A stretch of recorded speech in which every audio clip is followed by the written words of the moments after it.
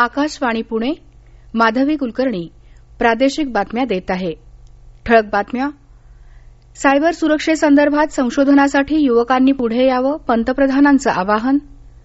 माजी पंतप्रधान इंदिरा गांधी यांच्या जयंतीनिमित्त देशाची आदरांजली. शौचालय दिनानिमित्त सफाई मित्र सुरक्षा या स्पर्धात्मक अभियानाचा प्रारंभ. नाशिक आणि कोल्हापूरला राष्ट्रीय स्वच्छता पुरस्कार. कृषी पंप वीज जोडणी संदर्भातील धोरणाला राज्य मंत्रिमंडळाची मंजुरी. आणि कोविडमुळे स्थगित केलेला ग्रामपंचायत निवडणुकांचा कार्यक्रम नव्यानं जाहीर होणार. आता सविस्तर बातम्या. माहिती तंत्रज्ञान क्षेत्रात अधिकाधिक सुरक्षिततेच्या दृष्टीनं सायबर सुरक्षेसंदर्भात नवनवीन संशोधन करण्यासाठी युवकांनी पुढे यावं, असं आवाहन पंतप्रधान नरेंद्र मोदी यांनी काल केलं. बंगळुरू इथं आयोजित करण्यात आलेल्या तंत्रज्ञान शिखर परिषदेचं उद्घाटन केल्यानंतर ते बोलत होते. तंत्रज्ञानाच्या वापरामुळे आज लोकहिताच्या सर्व सरकारी योजना लोकांपर्यंत वेगानं पोहोचवणं शक्य झालं आहे. सरकारनं त्याच उद्देशानं डिजिटल तंत्रज्ञान आणि त्यातल्या नाविन्याला अग्रक्रम देण्याचं धोरण अंगीकारलं आहे, असं पंतप्रधान म्हणाले. स्वच्छ भारत अभियानामुळे स्वच्छतेच्या मानकांमध्ये सुधारणा झाल्याचं मत केंद्रीय गृहबांधणी आणि नागरी व्यवहार मंत्री हरदीपसिंग पुरी यांनी व्यक्त केलं. कालच्या जागतिक शौचालय दिनानिमित्त सफाई मित्र सुरक्षा या स्पर्धात्मक अभियानाचा प्रारंभ करताना ते बोलत होते. गटार आणि सेप्टिक टँक माणसांकरवी स्वच्छ करण्याची घातक पद्धत बंद करून ते काम यंत्रांच्या साह्यानं करण्याला प्रोत्साहन देण्यासाठी हे अभियान सुरू करण्यात आलं आहे. जागतिक शौचालय दिनानिमित्त केंद्रीय जलशक्ती मंत्री गजेंद्रसिंग शेखावत आणि केंद्रीय जलशक्ती राज्यमंत्री रतनलाल कटारिया यांच्या हस्ते काल राष्ट्रीय स्वच्छता पुरस्कार प्रदान करण्यात आले. शौचालय उभारणीच्या क्षेत्रात उत्कृष्ट कामगिरी करणाऱ्या देशातल्या 20 जिल्ह्यांना हा पुरस्कार देण्यात आला. दूरदृश्य प्रणालीच्या माध्यमातून आयोजित केलेल्या या कार्यक्रमात महाराष्ट्रातल्या नाशिक आणि कोल्हापूर या 2 जिल्ह्यांना गौरवण्यात आलं. देशाच्या कोविड रुग्ण बरे होण्याच्या दरात आता आणखी सुधारणा झाली असून हा दर आता 93.58% इतका झाल्याचं आरोग्य मंत्रालयानं काल सांगितलं. काल सकाळी संपलेल्या 24 तासात देशात 48,493 रुग्ण बरे झाले. त्यामुळे बरे झालेल्या रुग्णांची एकंदर संख्या आता 83,83,000हून जास्त झाली आहे. देशात सध्या 4,43,303 कोविड रुग्ण उपचार घेत आहेत. माजी पंतप्रधान इंदिरा गांधी यांच्या जयंतीनिमित्त काल देशात सर्वत्र त्यांना आदरांजली वाहण्यात आली. मुंबईत राजभवनात इंदिरा गांधी यांना आदरांजली अर्पण करण्यात आली. तसंच सामूहिक राष्ट्रीय एकात्मता शपथ घेण्यात आली. दरवर्षी 19 नोव्हेंबर हा दिवस राष्ट्रीय एकात्मता दिवस म्हणून साजरा करण्यात येतो. मुख्यमंत्री उद्धव ठाकरे यांनीही इंदिरा गांधी यांना आदरांजली अर्पण करून उपस्थितांना राष्ट्रीय एकात्मतेची शपथ दिली. राज्याच्या सर्व जिल्ह्यातून या निमित्तानं कार्यक्रम झाल्याच्या बातम्या आल्या आहेत. काँग्रेस प्रदेशाध्यक्ष बाळासाहेब थोरात नाशिकमध्ये झालेल्या कार्यक्रमाला उपस्थित होते. राज्यात कृषी पंप वीज जोडणी संदर्भातल्या धोरणाला काल झालेल्या राज्य मंत्रिमंडळाच्या बैठकीत मंजुरी देण्यात आली. या धोरणानुसार लघुदाब वाहिनी, उच्चदाब वाहिनी, सर्व्हिस कनेक्शन आणि सौर कृषी पंपांद्वारे वीज जोडणी देण्याचे पर्याय उपलब्ध करून देण्यात आले आहेत. राज्यात दरवर्षी सुमारे 1 लाख कृषी पंप वीज जोडण्या दिल्या जाणार आहेत. तसंच सर्व कृषी ग्राहकांना 3 वर्षात टप्प्याटप्प्यानं कायमस्वरूपी दिवसा 8 तास वीज पुरवठा करण्याचं नियोजन आहे. यासाठी पायाभूत सुविधांच्या खर्चापोटी महावितरण कंपनीला शासनाकडून दरवर्षी 1,500 कोटी रुपये याप्रमाणे 2024 पर्यंत भाग भांडवल स्वरूपात निधी देण्याबाबत कालच्या बैठकीत निर्णय घेण्यात आला. कृषी ग्राहकांची थकबाकी वसूल करण्यासाठी ग्रामविद्युत व्यवस्थापक, ग्रामपंचायत, शेतकरी सहकारी संस्था आणि महिला बचत गटांना प्रोत्साहन देण्यात येणार आहे. कृषी पंपांच्या 5 वर्षांपूर्वीच्या आणि 5 वर्षांपर्यंतच्या थकबाकीमध्ये व्याज आणि विलंब शुल्कात सवलत दिली जाणार आहे. सार्वजनिक बांधकाम विभागाच्या खासगीकरण प्रकल्पांवर केवळ जड वाहनांसाठी पथकर दरामध्ये काही प्रमाणात वाढ करण्याचा आणि हलक्या वाहनांसाठी सवलत कायम ठेवण्याचा निर्णयही काल मंत्रिमंडळानं घेतला.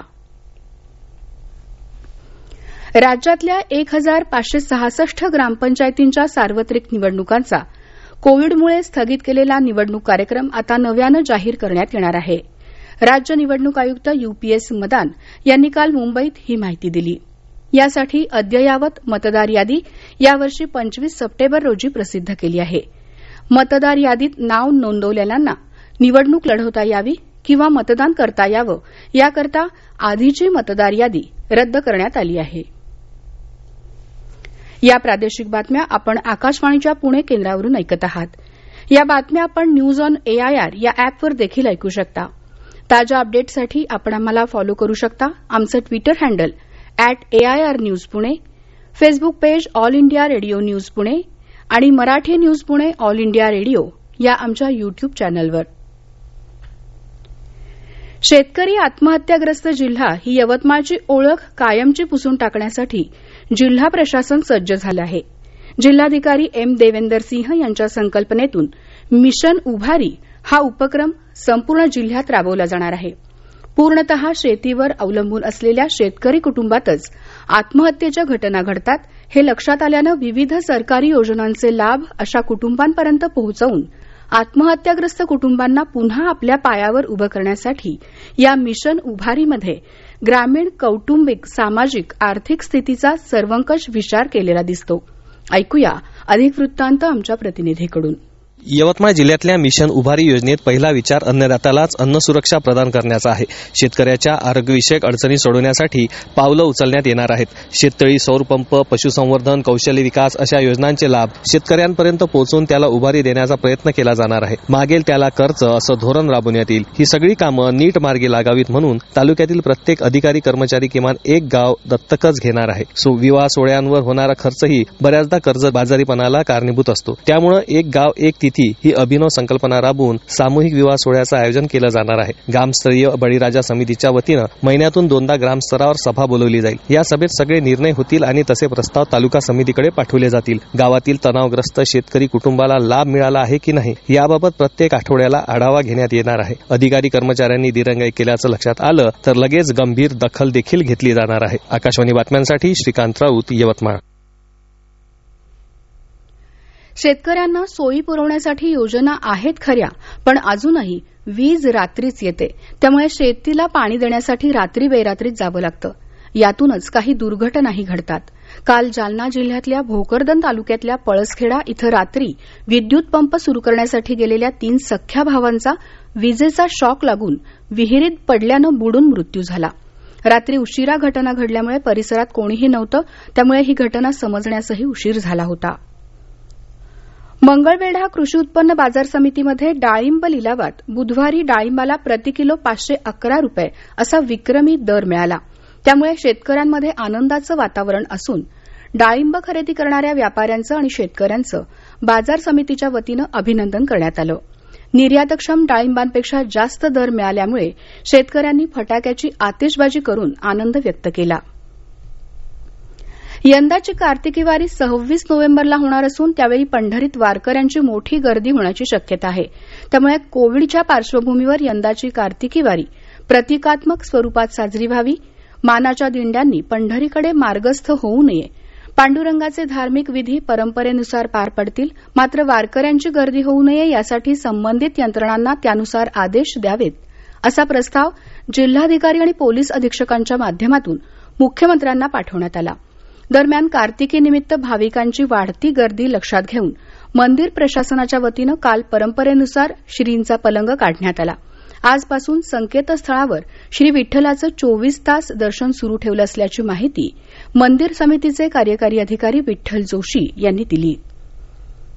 या प्रादेशिक बातम्या आपण आकाशवाणीच्या पुणे केंद्रावरून ऐकत आहात. काँग्रेसच्या मंत्र्यांकडील खात्यांना पुरेसा निधी दिला जात नाही असा आक्षेप काही मंत्र्यांनी घेतला असला तरी त्याबाबत बुधवारीच मुख्यमंत्री उद्धव ठाकरे यांच्याशी चर्चा केली असून या संदर्भातल्या त्रुटी लवकरच दूर केल्या जातील असं राज्याचे महसूल मंत्री आणि काँग्रेसचे प्रदेशाध्यक्ष बाळासाहेब थोरात यांनी काल नाशिक इथं पत्रकारांशी बोलताना सांगितलं. राज्याची परिस्थिती खरोखरच बिकट आहे. ही वस्तुस्थिती देखील लक्षात घेतली पाहिजे असं ते म्हणाले. कोरोना काळातील वाढीव वीज बिलं माफ करण्याबाबत मागणी केली जात असली तरी त्यासाठी राज्याच्या आर्थिक परिस्थितीचाही विचार करावा लागेल असं ते म्हणाले. नागरिकांनी वीज बिलं वेळेत भरावीत यासाठी आता वीज वितरण विभाग लोकप्रतिनिधींच्या दारात जाणार आहे. त्यासाठी सोलापुरात विभागानं एक परिपत्रक जारी केलं असून लोकप्रतिनिधींनी ग्राहकांना वीज बिल भरण्यासाठी प्रोत्साहित करावं अशी विनंती केली आहे. दरम्यान वीज बिल माफी देता येणार नसल्याचं राज्य सरकारनं स्पष्ट केल्यानंतर विरोधी पक्ष आक्रमक झाले आहेत. भारतीय जनता पार्टीतर्फे 23 तारखेला राज्यव्यापी वीज बिल होळी आंदोलन करण्यात येणार असल्याचं प्रदेशाध्यक्ष चंद्रकांतदादा पाटील यांनी सांगितलं. सोमवारपर्यंत बिल माफ करा, अन्यथा राज्यात जिल्ह्यात जनआंदोलन करण्यात येईल असा इशारा मनसेचे नेते बाळा नांदगावकर यांनी दिला आहे. राज्यातल्या महाविकास आघाडीनं नागपूर कराराचा भंग करत हिवाळी अधिवेशन नागपुरात न घेण्याचा निर्णय घेतला. विदर्भाचा अनुशेषही कळू नये म्हणून विदर्भ वैधानिक विकास मंडळ सुद्धा बरखास्त केलं असा आरोप भाजपाचे सरचिटणीस चंद्रशेखर बावनकुळे यांनी काल नागपूरमध्ये पत्रकार परिषदेत केला. वाढीव वीज बिलासंदर्भात दिलासा देण्याच्या विषयी ऊर्जा मंत्री नितीन राऊत यांना कुठलंही अर्थसहाय्य राज्य सरकारमार्फत मिळत नसल्याचं ते म्हणाले.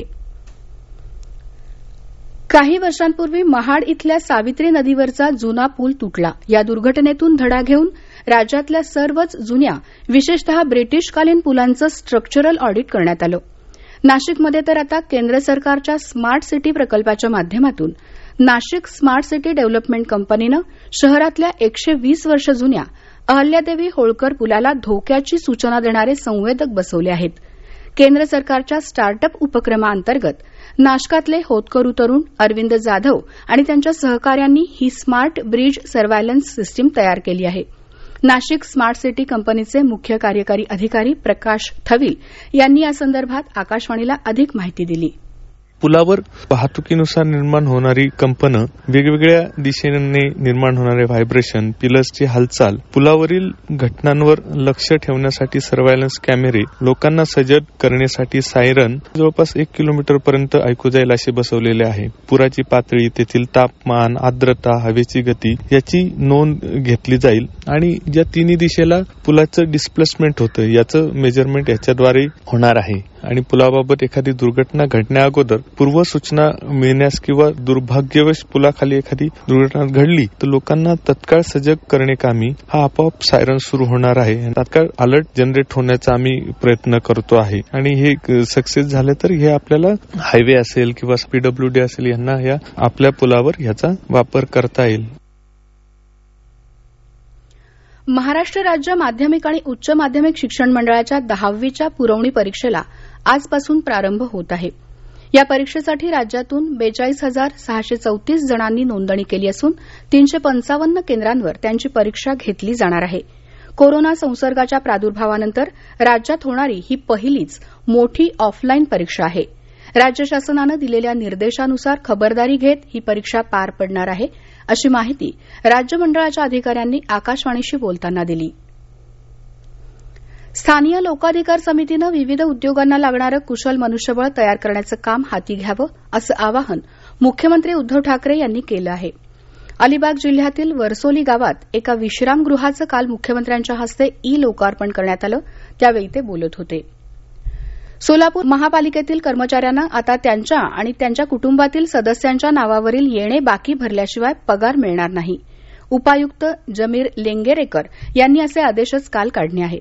या पार्श्वभूमीवर आता नगरसेवकांच्या किंवा त्यांच्या कुटुंबातील सदस्यांच्या नावावरील कराची थकबाकी भरल्याविना त्यांचं मासिक मानधनही देऊ नये अशी मागणी होऊ लागली आहे. मुंबईत नागपाडा इथल्या सिटी सेंटर मॉलमध्ये लागलेल्या भीषण आगीनंतर मुंबईतल्या मॉलमधला हलगर्जीपणा समोर आला आहे. नियम धाब्यावर बसवणाऱ्या 29 मॉल्सना कारणे दाखवा नोटीस बजावण्यात आली आहे. या मॉल्सनी त्रुटी दूर केल्या नाहीत तर कायदेशीर कारवाई केली जाईल असा इशारा दिल्याचं अग्निशमन दलातील वरिष्ठ अधिकाऱ्यांनी काल सांगितलं.